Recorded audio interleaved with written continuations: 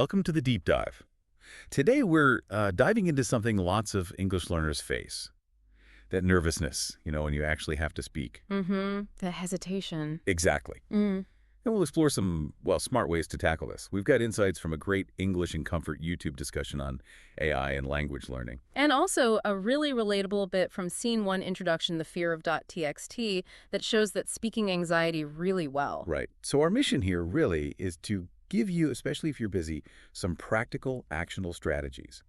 Things you can actually use to boost your speaking confidence and improve your English efficiently. And importantly, looking at how you can use tools like AI without feeling, guilty about it. Yeah, that guilt factor is interesting. But first, that initial hurdle, the fear, it's so common, isn't it? Feeling nervous, worrying about mistakes. Oh, absolutely. It's a journey so many listeners are on, and those initial feelings, that apprehension. Yeah.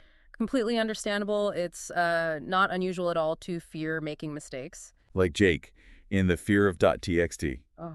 He really captures it. He tells Emma, I really want to speak English fluently, but I always get nervous. I feel like I'll make mistakes and people will judge me. And that's it, isn't it? That fear of judgment, of not being perfect, it holds so many people back. It really does. And Emma, in that scene, she points out something important to Jake, that feeling, your mind just going blank when you try to speak. Yeah. It's a very normal part of learning a language. It's just, that anxiety showing up. It is. It's a physical manifestation sometimes. But Emma also gives him some encouragement, doesn't she? She does. She says confidence is something you can build with practice. And that's a great bridge to our other source, that English and Comfort discussion. Right, because they talk about using AI as a way to get that practice in. Right. And they specifically address that feeling some learners have that using AI might be, cheating. Yeah, that feeling of guilt. No. Emily and Liam from English and Comfort touched on this.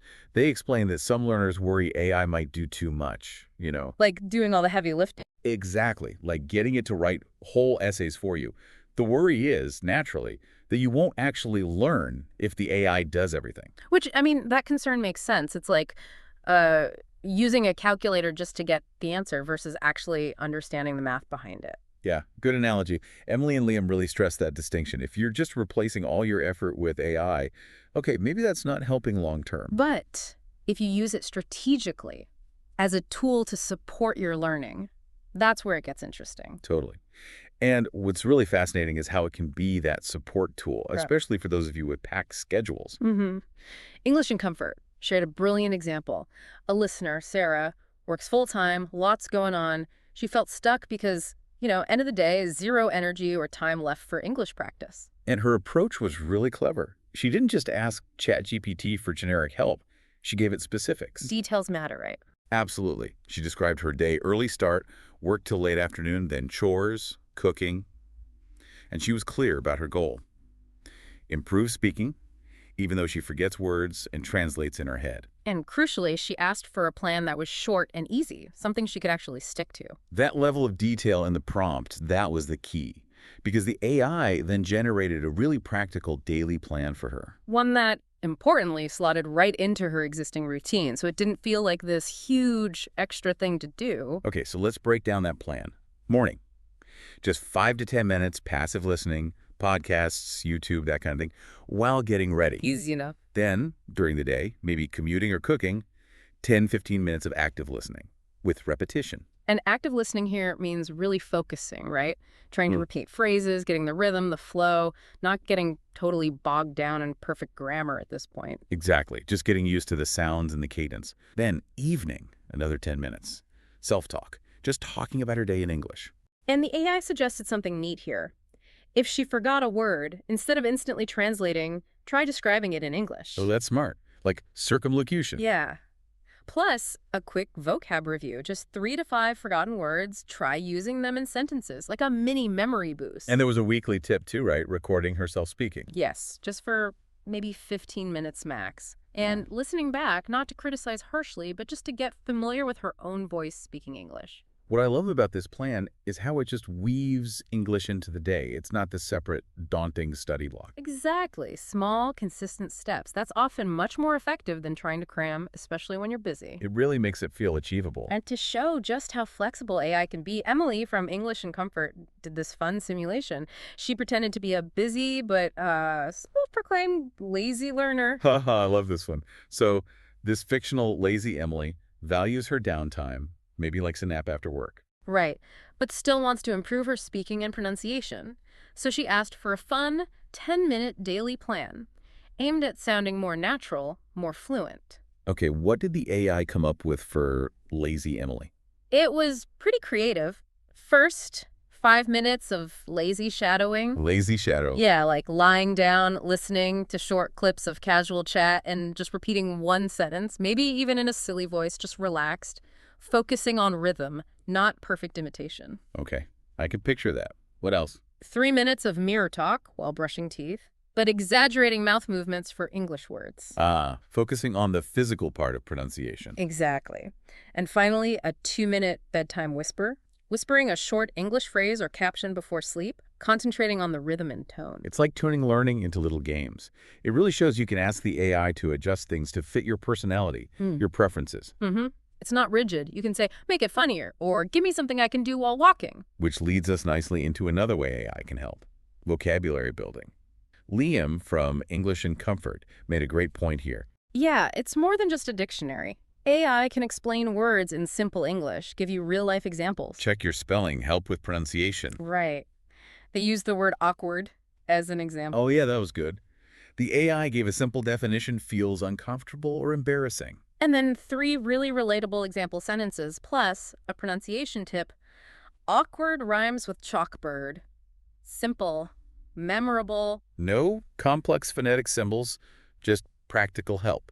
And they mentioned you could ask for examples specific to your life, right? Exactly. Like, give me examples of using awkward in an office meeting. That personalization helps the words stick. Makes sense. Oh. Okay, what about writing? How can AI help there without, doing it for you? That's the crucial point the English and Comfort hosts made. Use AI as an editor and assistant, not a ghostwriter. So you write first. Always. You do the writing, then use AI to spot mistakes, get corrections, and importantly, understand why it was a mistake. So it explains the errors too. Ideally, yes. You can prompt it to explain the grammar rules behind the corrections. They also mention AI-powered exercises. Like fill in the blanks. Yeah, fill in the blanks, sentence reordering, tasks where you're still actively engaging your brain, thinking about structure and vocabulary. The AI just provides the framework and the feedback. It's guiding you, not carrying you. Precisely. And that non-judgmental aspect is huge when we circle back to the fear of speaking. Yes. Because the AI doesn't care if you stumble or repeat yourself 50 times. Exactly. It's patient, always available. You can practice sentences over and over, and it can give you pronunciation feedback in a supportive way, like pointing out areas to focus on. And that idea they had about role-playing, brilliant. Isn't it? Practicing job interviews, ordering coffee, making small talk. They even joked about practicing conversations with family. Yeah, with a disclaimer. Yeah. But the point is, you practice these potentially nerve-wracking scenarios in a safe space. So when you face them for real, the anxiety is lower because you've rehearsed.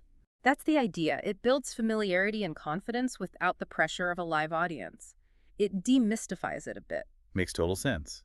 You get to experiment, try out phrases without feeling self-conscious. And that same principle applies to grammar. Remember Jake's confusion about the present perfect tense? Yeah, a classic tricky one. AI can break down concepts like that in ways that make sense to you. You can ask it to tailor the explanation. Like, explain it like I'm 5. Like literally. Yeah. Or explain it using examples about cooking, if that's your thing. You can ask for simpler terms, more examples, different analogies, until it clicks. It's like having an infinitely patient tutor who speaks your language, metaphorically speaking. And as we saw with Sarah, AI isn't just for daily tasks. It can help map out a bigger plan. Right, like a 30-day plan she could potentially get. Exactly. A plan to tackle specific weaknesses, maybe speaking anxiety, or confusing grammar rules based on your interests and your available time. Like that example of incorporating cooking for someone who hates grammar drills but loves recipes. Yeah, it all comes back to knowing yourself, knowing what you need, what you enjoy, and how much time you really have. Once you have that clarity, AI can become this incredibly effective, personalized learning partner. Absolutely. So, just to recap the main points. AI can offer these personalized plans fitting your schedule, help loads with vocabulary, simple definitions, real examples, give writing feedback. Provide that safe space for speaking practice. Demystify grammar. All aimed at building your confidence and chipping away at that fear of speaking. But, and this is a big but, we need to remember what Liam from English in Comfort stressed. Yeah, AI is the guide, the supplement, not the replacement for actually doing the learning and interacting in the real world. He had that great analogy, didn't he? The personal trainer. Mm-hmm.